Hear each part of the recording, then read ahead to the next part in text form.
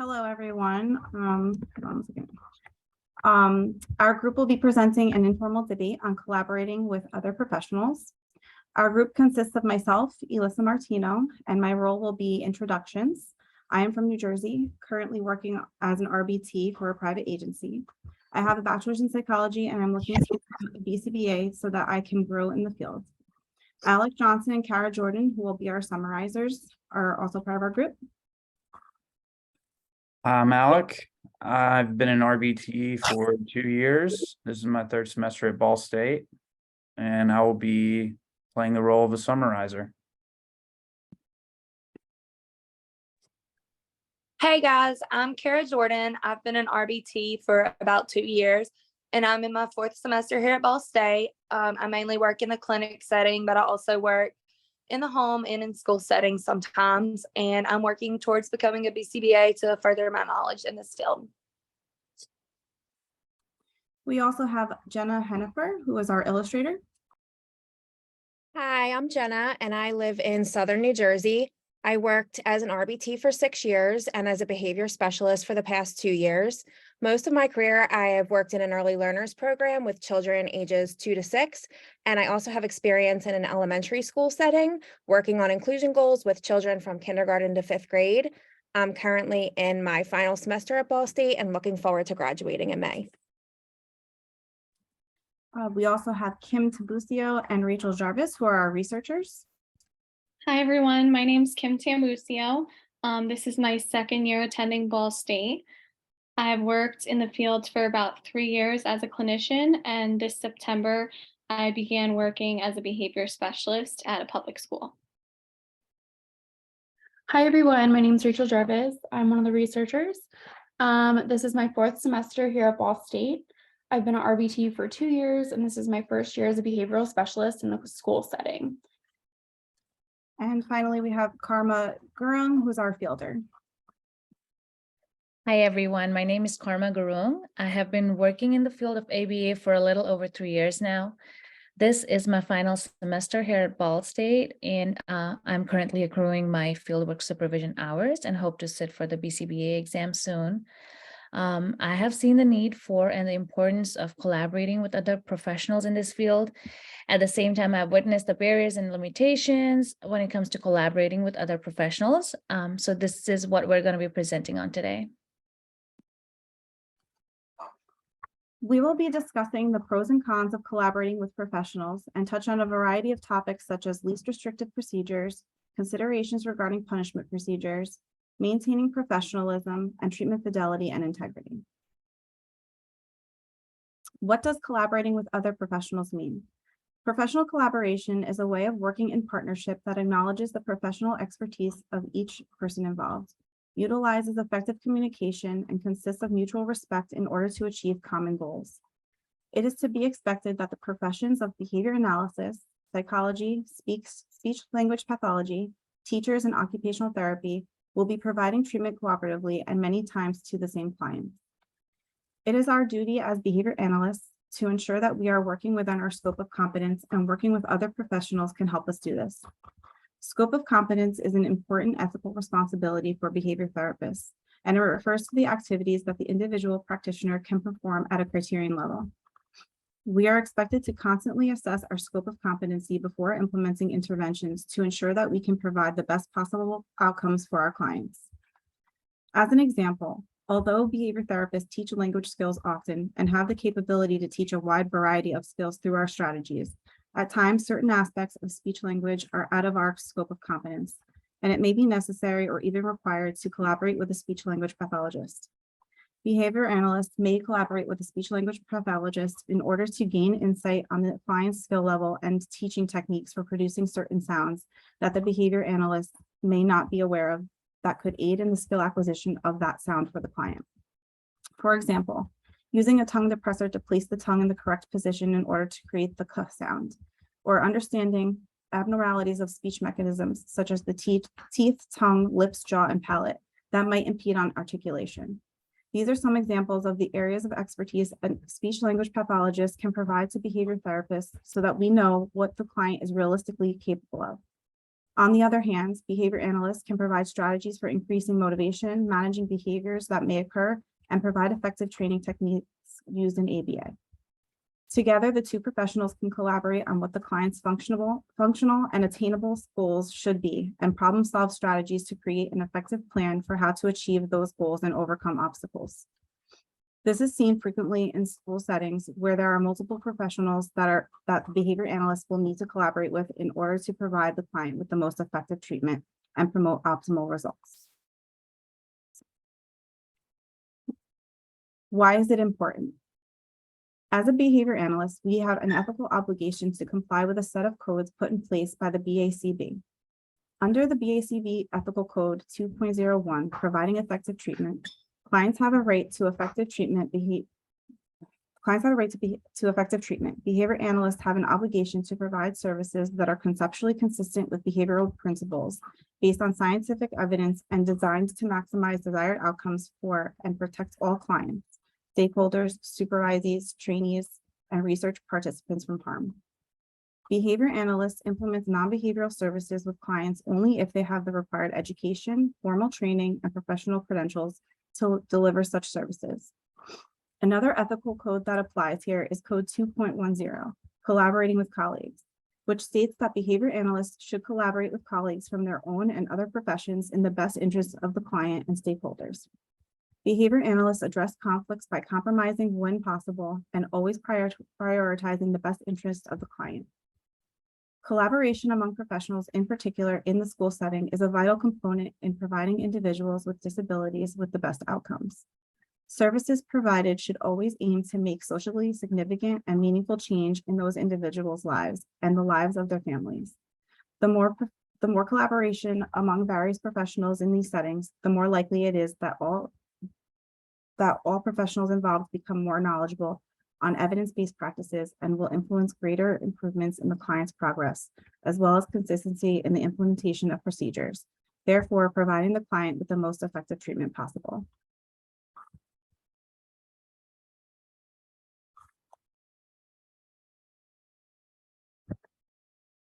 ABA, Applied Behavior Analysis, is the science that is dedicated to understanding and improving human behavior. Behavior analysts focus on the social importance and use research-based strategies to improve unwanted behaviors. The ultimate goal of behavior analysts is to make a meaningful impact on their clients' lives. There are 7 dimensions of ABA: generality, effective, technological, applied, conceptually systematic, analytic, and behavior. These 7 dimensions are the building blocks to ABA. Everything being discussed in our presentation encompasses these 7 dimensions. So now we'll be talking about collaborating with other professionals and the pros and cons. Some of the benefits of the collaborative model are a collaborative approach that includes shared decision-making between professionals, which leads to improved consumer outcomes. It allows each professional to learn more about each profession and their strategies. They can collaborate on ideas on how to implement the best interventions. Behaviorists are also able to put in functional targets based on individual skill and environment, such as collaborating on targets with the teacher of a classroom in an inclusion setting. And behaviorists are equipped to meeting the challenges and providing effective treatment as training.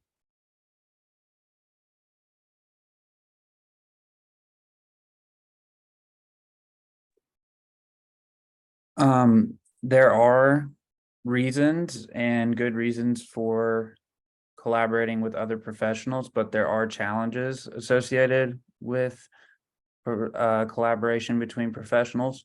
One of them is that there's a lack of training among other professionals in ABA.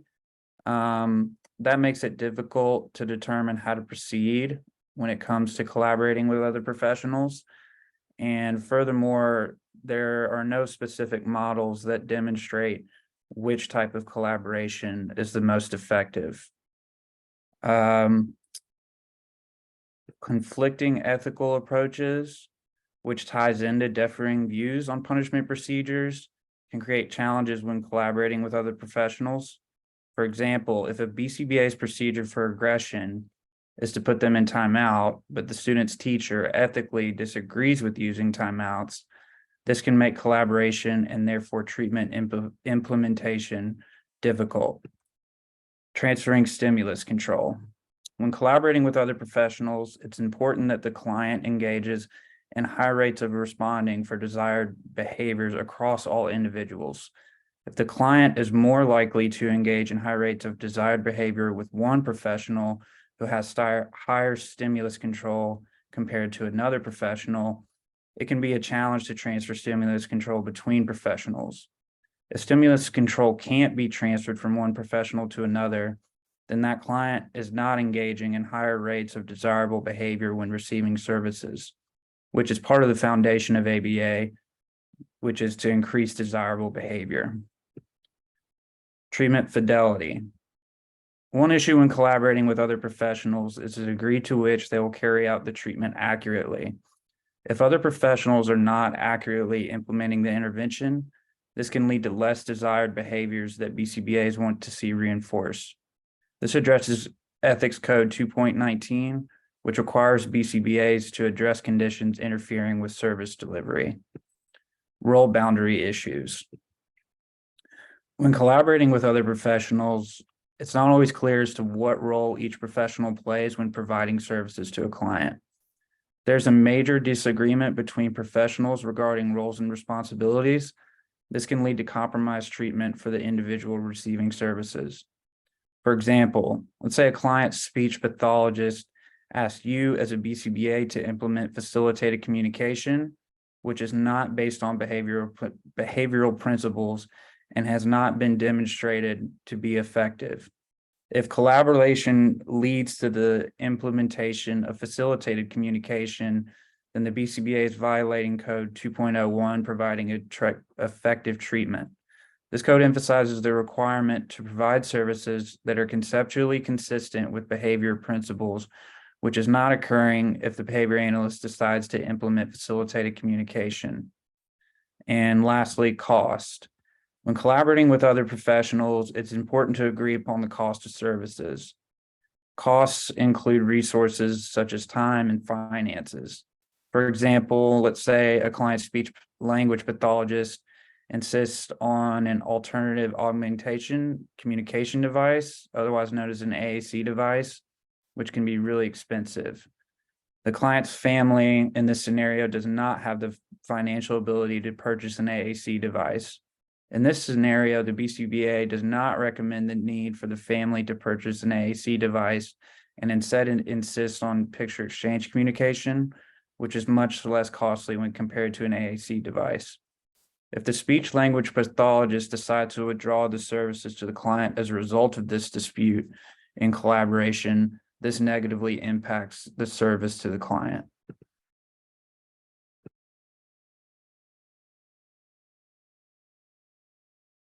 So this graph from Kelly et al. 2013 shows that BCBAs are more likely to provide feedback and recommendations to other BCBAs rather than other professionals. When working with a client, it is important to use the collaborative approach involving shared decision-making between professionals. This also shows that BCBAs are more likely to adopt recommendations from other BCBAs rather than other professionals. As BCBAs, we should be open-minded to collaborate with all professionals in our field and consider all recommendations to maintain a good working relationship.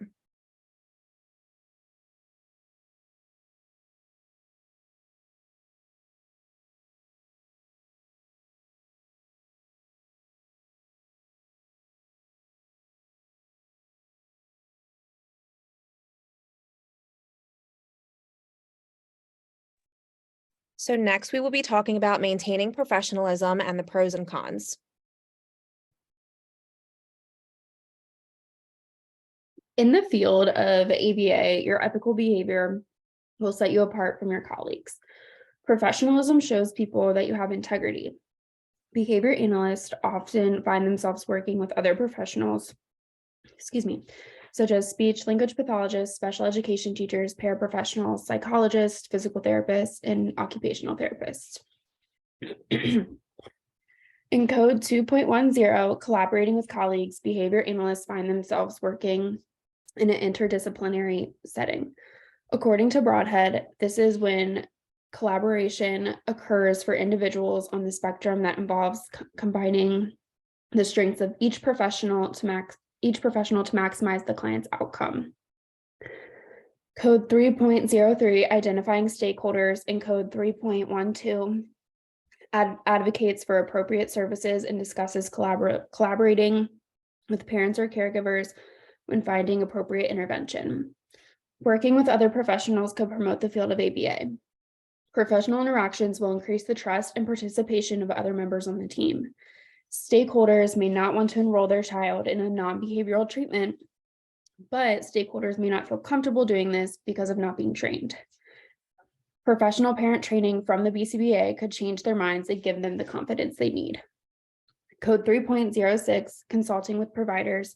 When collaborating with other professionals, each person on the team needs to respect the other treatment plans. In conclusion, a BCBA's ultimate goal is to promote a meaningful change. Clients who have a collaborative interdisciplinary setting would receive well-balanced services that meet the individual's needs to success. So there are many limitations when it comes to collaborating with other professionals. Like Rachel just mentioned about Code 3.02 implies that as behavior analysts, we identify all stakeholders, including other professionals. But at the same time, when other professionals may present non-behavioral treatments, we may argue that behavioral treatments are more appropriate for the client, and the client has the right to effective and evidence-based treatments as stated in Code 2.01. So this may not be seen as acceptable with other professionals. Collaborating with other professionals also means being in situations where agreeing to non-behavioral treatments would be expected, and that would be outside our own scope of competence and scope of practice, and we would be stepping on a very thin line. Code 3.06 emphasizes on consulting with other providers in the best interest of clients. So one of the cons of collaborating with other professionals is that other professionals may not understand the behavioral principles that a behavior analyst may be suggesting.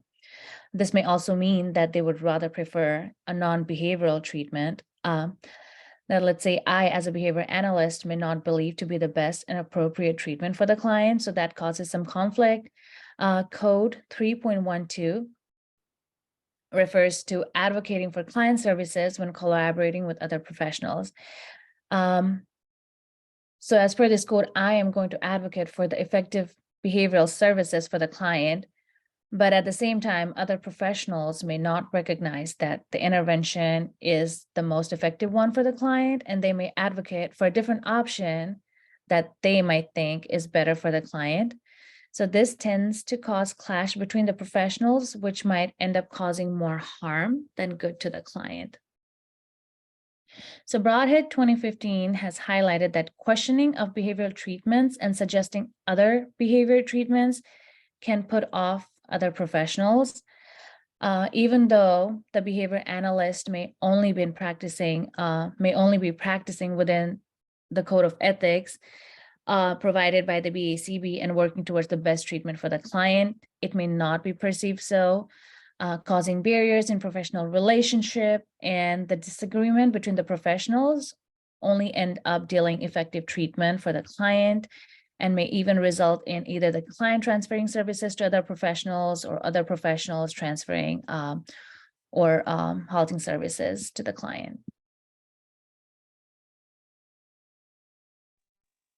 Hey, so I'm going to discuss a little more about cons with collaborating with other professionals. So in Code 2.10, collaborating with colleagues, it states that behavior analysts collaborate with colleagues from their own and other professions in the best interest of clients and stakeholders. Behavior analysts address conflicts by compromising when possible and always prioritizing the best interest of the client. Behavior analysts document all actions taken in these circumstances and their eventual outcomes.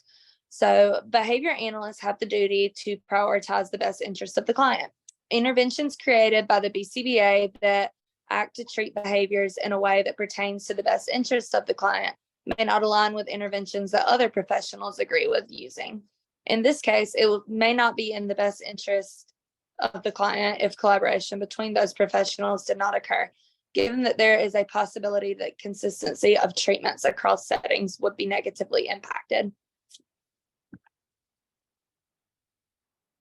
So another thing about maintaining professionalism when talking to other professionals is the use of jargon when talking.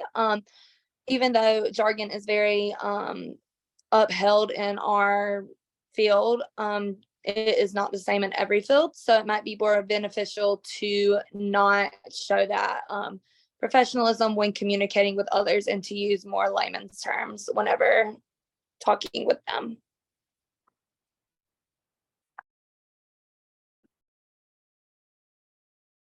So next we'll be discussing the pros and cons of treatment integrity and procedural fidelity in ABA.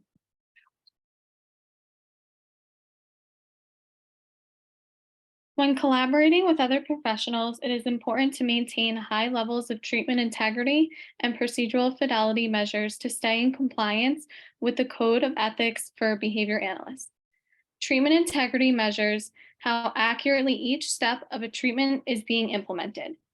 Maintaining high levels of treatment integrity and fidelity procedural measures falls under Code 2.01, providing effective treatment.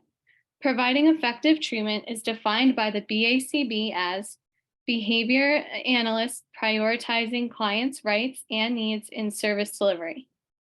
They provide services that are conceptually consistent with behavioral principles based on scientific evidence and designed to maximize desired outcomes for and protect all clients, stakeholders, supervisees, trainees, and research participants from harm.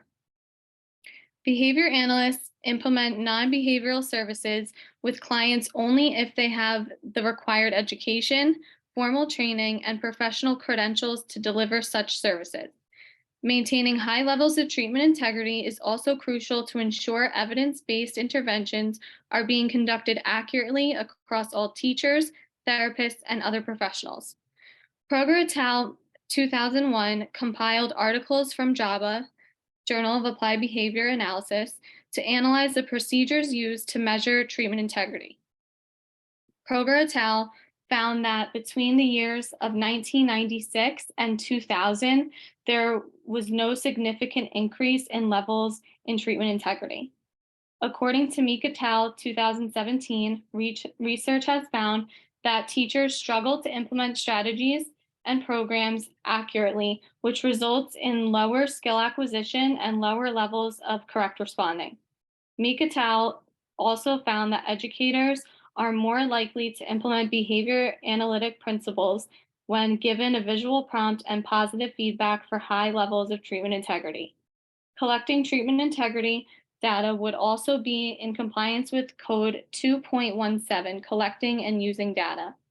According to the Code of Ethics for Behavior Analysts, collecting and using data is defined as behavior analysts actively ensuring the appropriate selection and correct implementation of data collection procedures.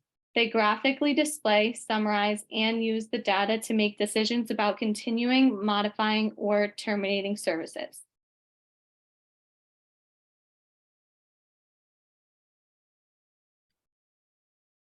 So now I will be discussing the negative effects that low treatment integrity can have on clients in ABA and how this is related to a lack of communication and collaboration between professionals. So treatment integrity or procedural fidelity is a measure of how reliably the steps of a treatment intervention protocol are being implemented. In ABA, it is so important that a treatment plan is being carried out as intended by all clinicians. We can report treatment integrity as a percentage of correctly implemented steps out of the total number of opportunities. So now I'll be discussing the effects of low treatment integrity. Low treatment integrity is directly related to the fact that treatment is not being carried out as intended by all members of the team.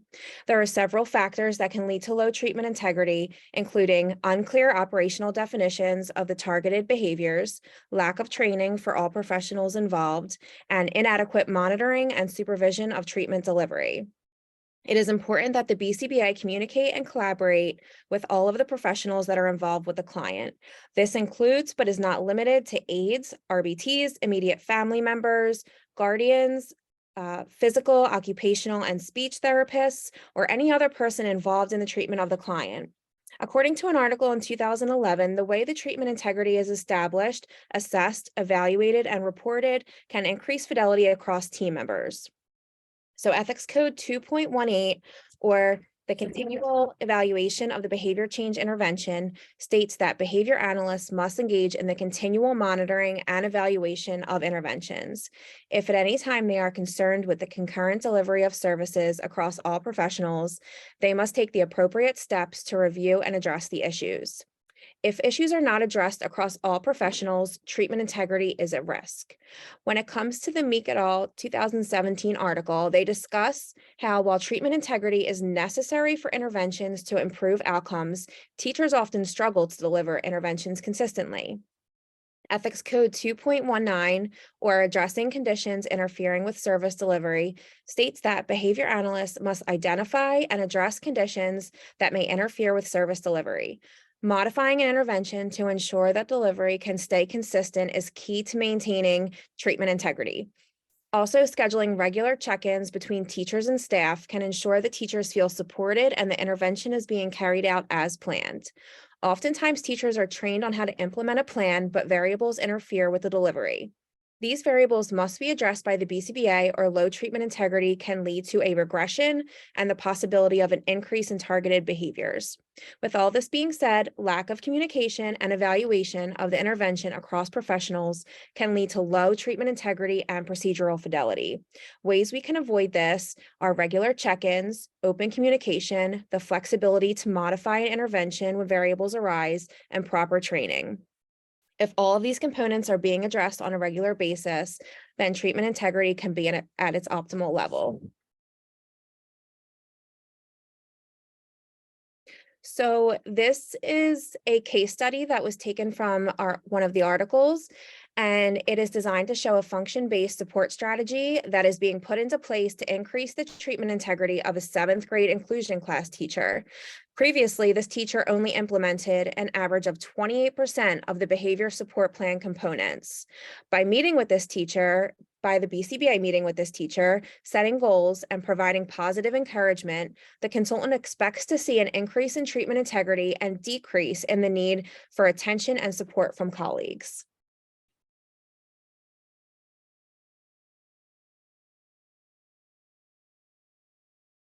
So we have compiled some questions that may be asked frequently in regards to collaborating with other professionals. The first question we have here is, how can we collaborate with other professionals effectively when non-behavioral interventions are recommended? So I'm going to go ahead and answer this one. So there are some ways we can deal with when non-behavioral treatments are recommended.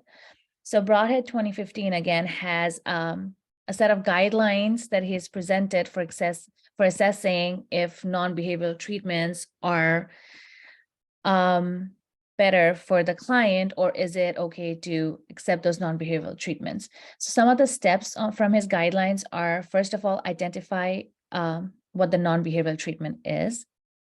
Second is to check if client safety is at risk. The other step is to ask yourself, are you familiar with the treatment? So if not, maybe can you do some research and familiarize yourself or gain more information about the treatment? The other step he has said is to ask if the treatment is possible when the non-behavioral treatment itself is translated into behavioral principles. So if there is a possibility that the non-behavioral treatment can be translated to behavioral principles, he does recommend doing so. And the last couple questions to ask yourself are, will the treatment negatively affect or interfere with the goals of the client? And are the impacts to the client sufficient enough to justify the possibility of compromising the professional relationship? So those are some important questions to ask and think about when collaborating with other professionals effectively when non-behavioral interventions are recommended.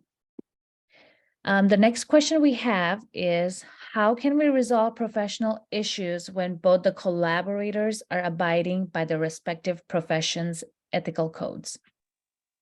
So when an intervention is suggested for a client while collaborating with another professional, it's important to ensure that the intervention aligns with both of the profession's code of ethics. One way to be sure of this is to have a conversation with the other professional you're working with about their ethical guidelines that they follow. It's also a possibility to review each other's code of ethics to ensure that the suggested intervention is within the ethical guidelines of each respective field. And the last question we have is, what can be done to address the low procedural fidelity of other professionals?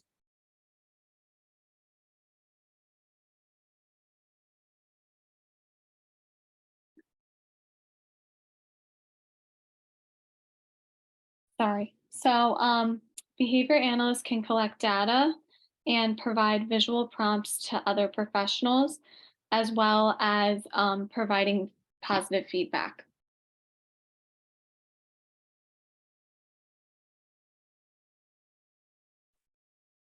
In conclusion, there are many pros and cons to collaborating with others, as we have discussed. Ultimately, we as professionals must do what is in the best interest of our clients. There is a significant importance to collaborating with other professionals, and although there are times when it becomes extremely difficult, it is possible to collaborate successfully by maintaining professionalism, by showing respect to colleagues and upholding ethical principles, and maintaining high levels of treatment integrity and procedural fidelity, by scheduling regular check-ins and modifying treatment plans when necessary.